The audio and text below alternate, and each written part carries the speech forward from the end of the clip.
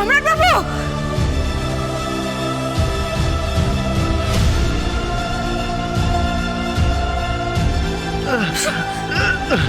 সম্রাট বাবু, এটা কি করলেন আপনি?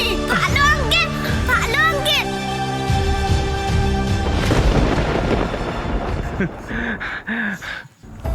ইরা, আমি আপনাকে বলেছিলাম না আমি আপনার লড়াইয়ে একেবারে শেষ পর্যন্ত থাকবো, প্রাণ দিয়ে হলেও আমি আমি আপনার পাশে থাকবো। আমি কিন্তু আমার কথা রেখেছি। আপনি এসব বলবেন না, কিচ্ছু হবে না আপনার। আমি আপনার কিচ্ছু হতে দেবো না। আপনি এত কথা বলবেন না, আপনি চুপ করুন। আকাশ, আকাশ, অ্যাম্বুলেন্স রাখো, এক্ষুনি অ্যাম্বুলেন্সের ব্যবস্থা করো। কিচ্ছু হবে না আপনার, কিচ্ছু হবে না সম্রাট বাবু, সব ঠিক হয়ে যাবে। কিচ্ছু হবে না ভালো আঙ্কেল, তুমি খুব তাড়াতাড়ি ঠিক হয়ে যাবে। আমি, মা, বাবা সবাই তো আছে। তোমার ভালো আঙ্কেলও তোমাকে খুব ভালোবাসি। আমি জানি তো, আমিও তো তোমাকে খুব ভালোবাসি। এক্ষুনি অ্যাম্বুলেন্স চলে আসবে, সব ঠিক হয়ে যাবে সম্রাট বাবু। আপনি এত কথা বলবেন না, আপনি আপনি প্লিজ একটু চুপ করুন।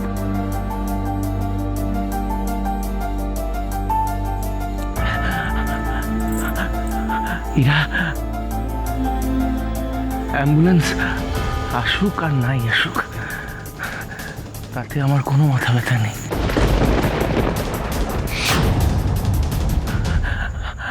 আজ আমি যদি মরেও যাই, তাতে তাতে আমার কোনো পরোয়া নেই।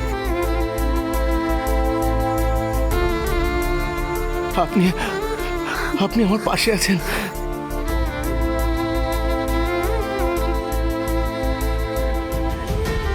এইটুকুই আমি চেয়েছিলাম। ইরা, ইরা, এরপরে আমি জানি না সুযোগ পাবো কি পাবো না। সম্রাট বাবু, আপনি প্লিজ চুপ করুন, কথা বলবেন না, আপনি চুপ করুন।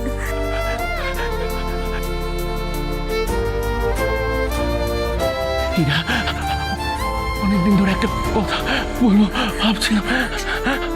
ইরা, আমি আমি আপনাকে খুব আপনাকে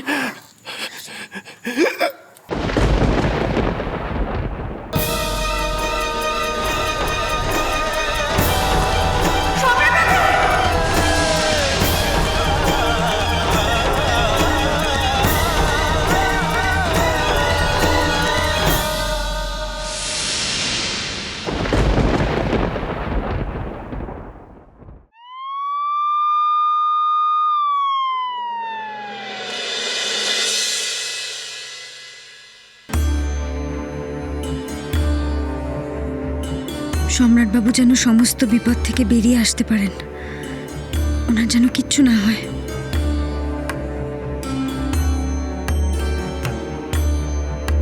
কই আমার সম্রাট? আমি সম্রাটকে দেখবো, আমি সম্রাটের কাছে মা যাবো। মা মা মা দাদা অপারেশন থিয়েটারে আছে, তুমি এখন দেখতে পারবে না। দেখো, তুমি কিন্তু বলেছিলে তুমি শান্ত হয়ে থাকবে, আমি কিন্তু সেই জন্যই তোমাকে এখানে এনেছি। মা একটু শান্ত হও মা। আপনি এই শরীরের অবস্থায় কেন এলেন? ডাক্তার তো আপনাকে বাড়ি থেকে বেরোতে বারণ করেছে, রেস্ট নিতে বলেছে। আমি এখন কি করে রেস্ট নেবো বলো দেখি অনুষ্ঠ, আমার ছেলেটার এই অবস্থা। কিন্তু আপনি তো মাকে এই এক কথাই বোঝানোর চেষ্টা করছি, কিন্তু মা তো কোনো কথাই শুনতে রাজি নয়। তুমি তো জানো অনুশ্রী, সম্রাট আমার কত বড় ভরসা। ও আমার আর শালুর সব। ওর কিছু হয়ে গেলে আমি কি করব বলো তো, আমি কি করব?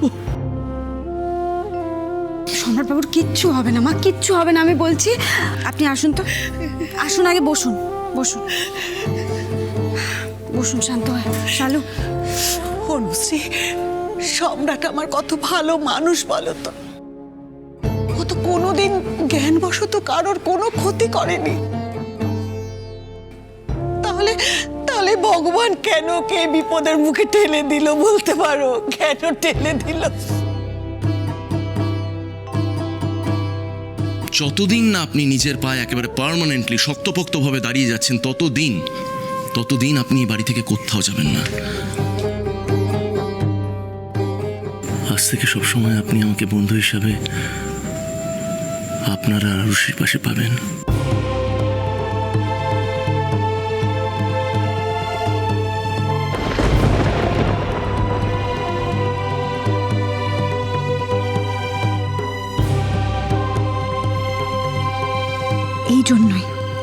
এই জন্যই আমি সম্রাট বাবুকে আমার সমস্যাগুলোর মধ্যে ঢুকতে দিতে চাইতাম না। তুমি দেখো ঠাকুর, একজন নির্দোষ মানুষকে এই বিপদের মুখ থেকে ফিরিয়ে এনো তুমি। সত্যি তো, উনি তো কখনো কোনো অন্যায় করেননি, তাহলে ওনার সাথেও কোনো অন্যায় কেন হবে?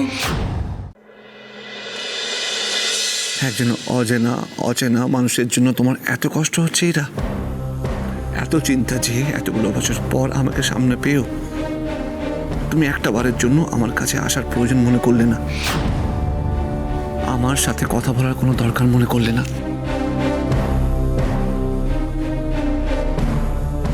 বাবা, ও বাবা, আমরা এখানে ভালো আঙ্কেলকে দেখতে এসেছি। বলো,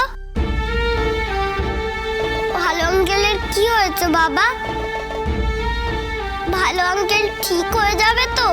হ্যাঁ অরশি, ডক্টররা তোমার ভালো আঙ্কেলকে দেখছে,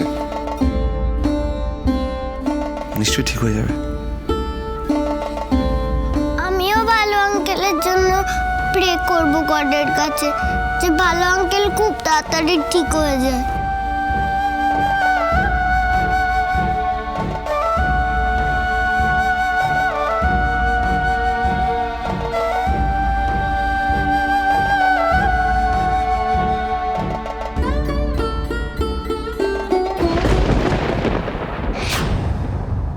সিস্টার, সম্রাট বাবু কেমন আছেন? উনি ঠিক হয়ে যাবেন তো?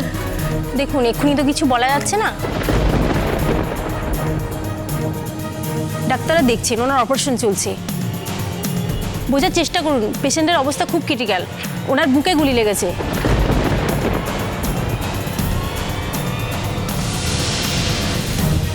একটু ধৈর্য ধরুন, অপারেশন শেষ না হওয়া পর্যন্ত আমরা কিচ্ছু বলতে পারবো না। আর কতক্ষণ লাগবে সিস্টার?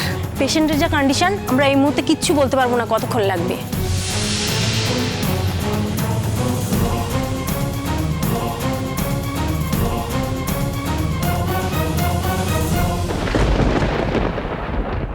তার মানে আজ ইরাবতীর লাইফে আকাশ চ্যাটার্জির থেকেও সম্রাট লাহিড়ীর গুরুত্ব অনেক বেশি। ইরাবতী মিত্র সম্রাট লাহিড়ীকে ভালোবেসে ফেলেছে, তাই তো? চুপ কথা